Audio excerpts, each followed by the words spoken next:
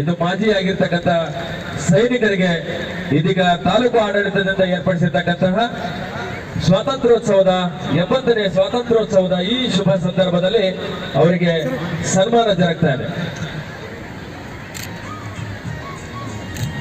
ಇವುಗಳನ್ನು ವಿತರಣೆ ಮಾಡಲಿಕ್ಕೆ ವಿನಂತಿಸಿಕೊಳ್ತೇವೆ. KBJNL ಅರಣ್ಯ ಇಲಾಖೆಯ ವತಿಯಿಂದ ರೈತರಿಗೆ ಸಸಿಗಳ ವಿತರಣೆ ಆಗ್ತಾ ಇದೆ.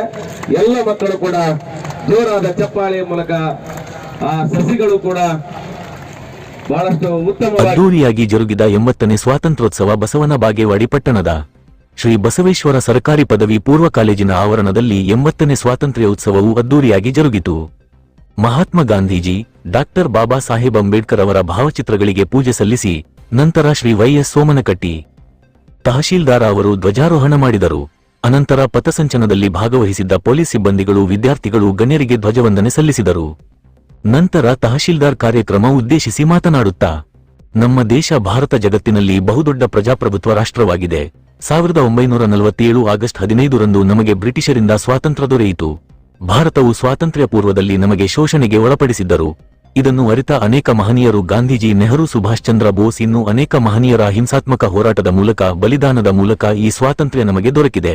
ಇಂದು ಶೈಕ್ಷಣಿಕವಾಗಿ, ಸಾಮಾಜಿಕವಾಗಿ, ವೈಜ್ಞಾನಿಕವಾಗಿ, ಆರ್ಥಿಕವಾಗಿ ಜಗತ್ತಿಗೆ 3ನೆಯ ಅತಿ ದೊಡ್ಡ ರಾಷ್ಟ್ರವಾಗಿ ಬೆಳೆಯುತ್ತಿದೆ. ಸಾಕಷ್ಟು ಪ್ರಗತಿಯನ್ನು ಸಾಧಿಸಿದೆ. ಇಂದಿನ ವಿದ್ಯಾರ್ಥಿಗಳು ನಮ್ಮ ದೇಶದ ಮುಂದಿನ ಪ್ರಜೆಗಳು. ಪ್ರಜಾಪ್ರಭುತ್ವ ರಾಷ್ಟ್ರ ಇನ್ನೂ ಅಭಿವೃದ್ಧಿ ಹೊಂದುವಲ್ಲಿ ನಿಮ್ಮ ಪಾತ್ರ ದೊಡ್ಡದಿದೆ ಎಂದರು. ಸನ್ಮಾನ್ಯ ಶಾಸಕರಾದ ಶ್ರೀ ಶಿವಾನಂದ ಎಸ್ ಪಾಟೀಲ್ ಅವರು ಕಾರ್ಯಕ್ರಮದಲ್ಲಿ 80ನೇ ಸ್ವಾತಂತ್ರ್ಯೋತ್ಸವ ಕುರಿತು ಮಾತನಾಡಿದರು. ಭಾರತವು ವೈವಿಧ್ಯಮಯ ದೇಶವಾಗಿದೆ. ಅನೇಕ ಹಬ್ಬಗಳನ್ನು ಆಚರಿಸುತ್ತೇವೆ. ರಾಷ್ಟ್ರೀಯ ಹಬ್ಬಗಳಾದ ಸ್ವಾತಂತ್ರ್ಯ ದಿನಾಚರಣೆ ಬಹಳ ಮಹತ್ವದ್ದಾಗಿದೆ. ಇಂದು ನಾವು ಒಟ್ಟಾಗಿ ಸೇರಿ ಈ ಹಬ್ಬವನ್ನು ವಿಜೃಂಭಣೆಯಿಂದ ಆಚರಿಸುತ್ತೇವೆ. ನಮ್ಮ ದೇಶದಲ್ಲಿ ಕರ್ನಾಟಕವು ಆರ್ಥಿಕವಾಗಿ ಬಹಳಷ್ಟು ಅಭಿವೃದ್ಧಿ ಹೊಂದಿರುವ ರಾಜ್ಯವಾಗಿದೆ. ನಮ್ಮ ರಾಜ್ಯದ ಅನೇಕ ಜನರು ಸ್ವಾತಂತ್ರ್ಯಕ್ಕಾಗಿ ಹೋರಾಡಿದ್ದಾರೆ.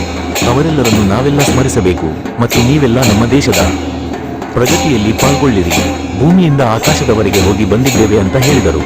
ಕಾರ್ಯಕ್ರಮದಲ್ಲಿ ಆದರ್ಶ ಶಿಕ್ಷಕರನ್ನ, ಸೈನಿಕರನ್ನ ಸನ್ಮಾನಿಸಲಾಯಿತು.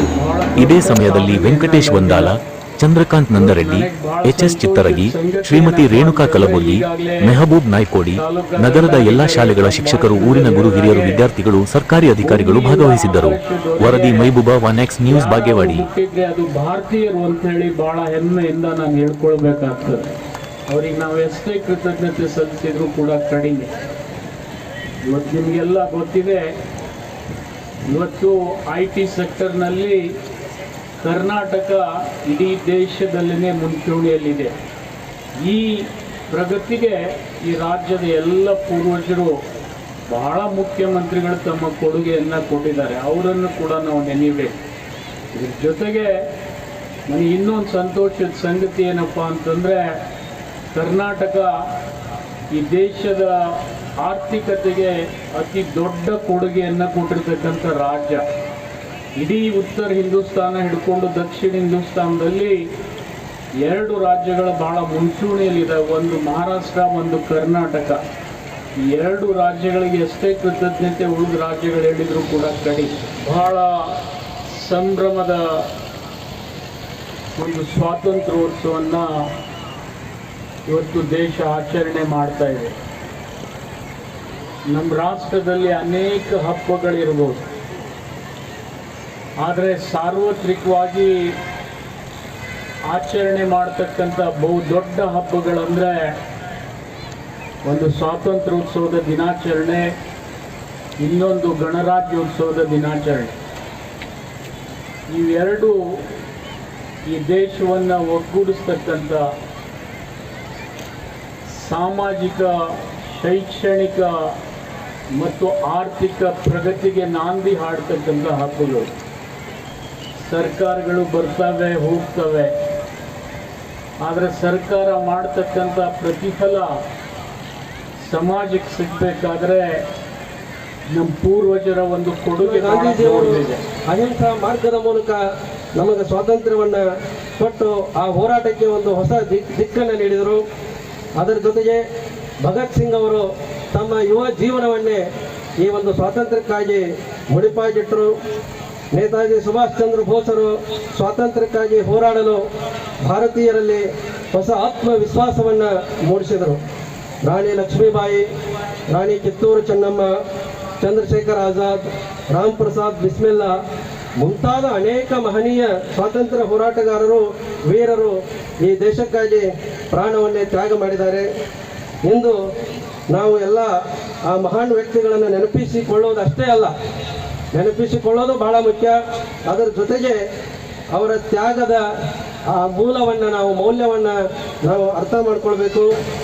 ನಾವು ಇಂದು ಇಷ್ಟು ಸ್ವಾತಂತ್ರ್ಯದಿಂದ ಬದುಕುತ್ತಿರುವುದಕ್ಕೆ ಕಾರಣ ಯಾರು ಅಂತ ನಾವು ನಮ್ಮನ್ನು ಪ್ರಶ್ನೆ ಮಾಡಿಕೊಂಡಾಗ ನಾವಿವತ್ತು ನಮ್ಮ ಅಭಿಪ್ರಾಯವನ್ನು ಮುಕ್ತವಾಗಿ ಹೇಳ್ತಾ ಇದ್ದೇವೆ. ಆಮೇಲೆ ಶಿಕ್ಷಣವನ್ನು ಪಡಿತಾ ಇದ್ದೇವೆ, ನಮ್ಮ ಕನಸುಗಳನ್ನು ನನಸು ಮಾಡಿಕೊಳ್ತಾ ಇದ್ದೇವೆ.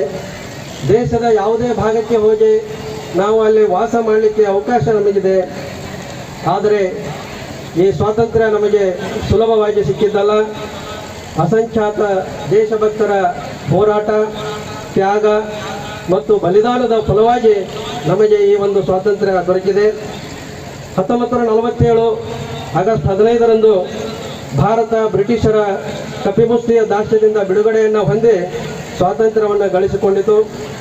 ಆ ದಿನ ಕೇವಲ ಕ್ಯಾಲೆಂಡರ್ನಲ್ಲಿರುವ ಒಂದು ದಿನ ಅಲ್ಲ, ಅದು ಭಾರತೀಯರ ಆತ್ಮಗೌರವ, ಧೈರ್ಯ ಮತ್ತು ಒಗ್ಗಟ್ಟಿನ ಒಂದು ವಿಜಯದ ದಿನ. ಯಾಕೆ ಅಂತಂದರೆ